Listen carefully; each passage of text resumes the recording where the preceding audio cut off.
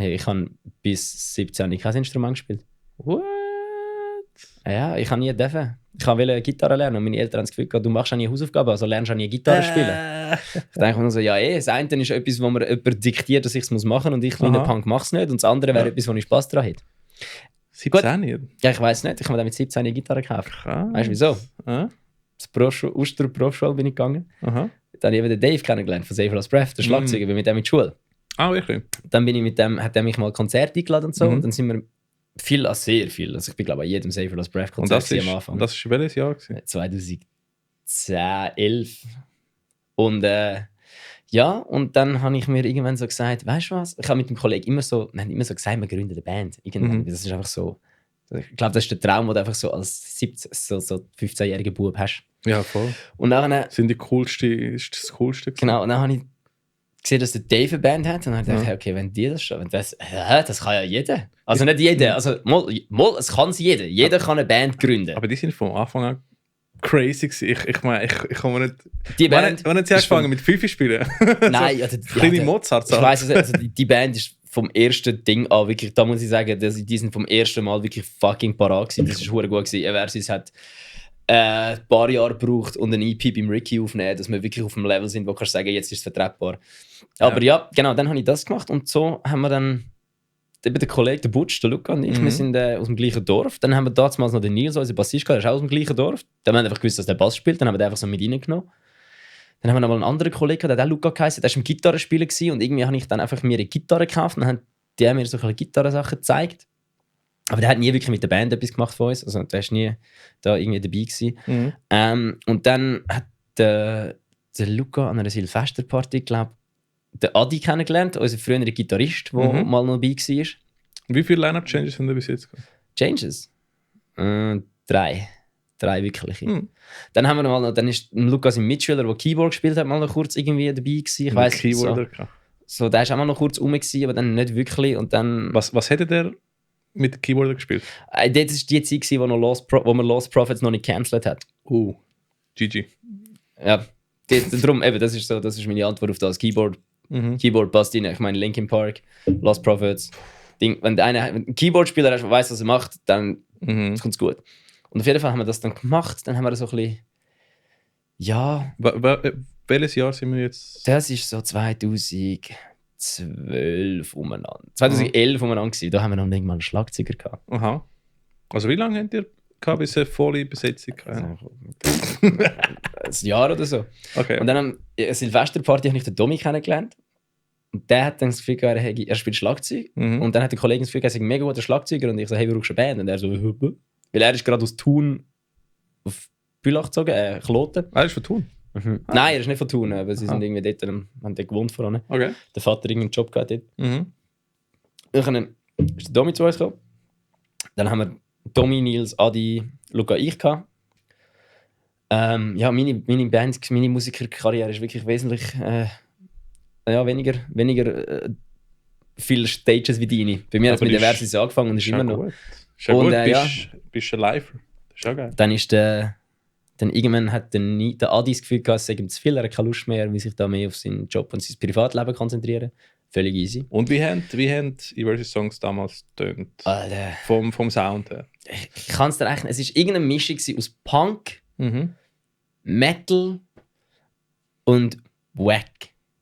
Also es ist wirklich, es gibt ein Ding, Eversis at Stallrock. Es war so ein Festival gewesen, und die haben das gefilmt und irgendwie aufgeladen und das Video ist immer noch da oben. Also, kann ich nachher schauen? Das könnt ihr euch gönnen. Es ist fucking Cringe-Fest des Jahrhunderts. Das Beste ist, irgendwie, das ist das einzige Video von all denen, von diesem Festival, das mehr als 500 Aufrufe hat. Und es ist so schlecht, es ist so lang, immer, wenn der Versus gesagt hat, das einzige Video war, was es gezeigt hat, weil es einfach so viel Aufrufe gab. Da muss ich schon sagen, ihr habt eine sehr loyale Listener-Base. Ja, das ist so. Es sind nicht viele, aber die hören, die sind dumm. Das ist was du willst, oder?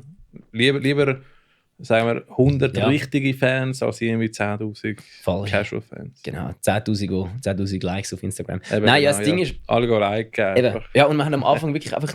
Also, wir hatten keine Ahnung gehabt. Und ich bin irgendwie der der am meisten Songs geschrieben hat und Songwriter. Und ich habe effektiv keine Ahnung von Musik. Und damals, wie viele Jahre bist du Gitarre am Spielen gewesen? Ich habe angefangen, gleichzeitig, wie wir die Band gegründet haben. Das ist crazy, weil Songwriting ist nicht einfach. Ich meine, ich habe natürlich immer probiert, aber Songwriting, so ein richtiger erster Song, den ich geschrieben habe, und ich gefunden habe, das sagt nicht, ist vor 4 Jahren gewesen. Der ist auf der ersten EP drauf, aber die ist leider nicht mehr online. Und wann ist der released worden? Die ist 17 released worden. Also man hat schon einigermaßen okay Songs gehabt. Die sind nicht, also auf der ersten EP haben wir wirklich Songs gehabt, und ich sagen, die kann man so machen. Ja. Aber es hat nicht wirklich einen roten Faden gehabt und noch zu viel so Chaos drin. So ein bisschen wie Ocean Grove, einfach in weniger kompakt. Ja, und das hat ein bisschen etwas gebraucht. Dann, irgendwann dann hat sich der Nils eben auch entschieden zu gehen. Und weil er Game Design angefangen hat zu studieren. Oh, sehr cool. Ja, und nachher haben wir gesagt, also den Adi haben wir nicht ersetzt, weil wir gesagt haben, wir haben noch nie Leadgitarre geschrieben, von dem her, fuck it, sind wir halt das Vierte, ist auch okay. Dann ist der Nils gegangen und dann haben wir nicht gewusst, was wir machen sollen. Dann irgendwann kommt der Domi so, hey du, mein Cousin, der Timo, der immer mit uns rumgehängt ist, weil er so ein bisschen, weil die zwei so eine Cousin-Connection haben. Ich vergesse immer. Sicher scheiße zu viel, ey. Nachher, irgendwann hat es geheißen, dass er Bass spielt, und dann haben wir so am Anfang nicht gewusst, wie, so, Und dann haben wir irgendwann gesagt, ja komm, okay, mal, nehmen wir ihn. Und das war die beste Entscheidung ever gewesen, weil seitdem machen wir wirklich mehr zusammen. Weil dann so, der Nils hat nie wirklich Interesse daran gehabt, Songs zu schreiben. Ich glaube, der Domi hat wieder niemand gehabt, der ihn wirklich verstanden hat, weil ich einfach so komplett ambivalent bin mit dem Domi. Wir sind wirklich eigentlich, jetzt in letzter Zeit, gefühlig oft sind wir gleicher Meinung. Aber voran ist das eigentlich immer so, alles auseinandergegangen. Vielleicht sind wir einfach älter und weiser geworden. Oder ich. Die anderen sind es, glaube ich, vorher schon gewesen. Aber dann, seit der Timo dabei ist wirklich so das Songwriting-Schreiben viel besser. Ich komme mit einem Riff rein.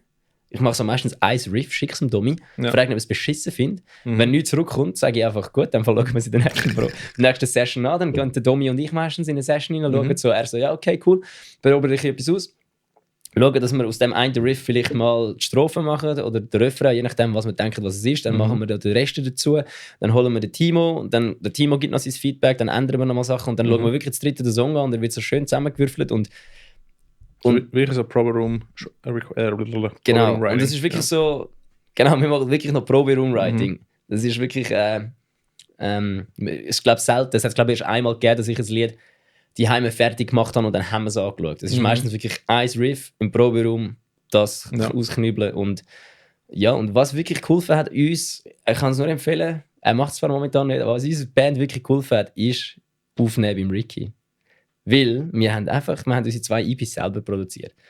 Aber jetzt, das ist ein bisschen fies für ihn, weil wir haben ja die EP beim Ricky produziert und jetzt wissen wir genug, dass wir es selber machen können. Ja, aber das ist cool. Nein, ich finde es mega im Fall. Und ich meine, deshalb, weißt du, wenn jemand zu mir kommt, aufnehmen, ich bin immer so, ja, was hast du die für das Home-Setup? Mach den Scheiß Demo selber, das ist cool. Weißt? Ja. Ich weiss noch, als ich gelernt habe, die Freiheit, die du hast, wenn du kannst die Hause, auch wenn es crappy tönt, etwas aufnehmen, eine Idee aufnehmen, auch deine Leute schicken, oder? Weil ich habe Tontechnik aus dem Grund gelernt, um einfach nicht auf meinen Drummer warten, dass mir Scheiß zurückschickt. Das ist so, weil ich weißt, amigs bist du, man ist so up and down, und amigs bist du mega viel am Schreiben, so Idee kommt nach einer anderen Idee und nachher tust du sofort mit Drums irgendwie den Song hören, wie tönt das überhaupt, ist das geilste geil. Und nachher geht es einfach 4 Wochen, bis du etwas zurück hast vom Drummer. Und nachher rührt die aus die Zone. Es rührt die aus dem Flow. Ich schwöre, das kenne ich, aber ich meine, es ist gerade ein bisschen das. Man hat ja gesagt, wir machen noch ein bisschen, jetzt fangen wir glaube ich auch ein bisschen mischen, so einfach wie so es geht mit dem ganzen Zeug, wenn wir jetzt Bands mal erklärt haben. Ah ja, und dann irgendwann habe ich betrunken noch mit dem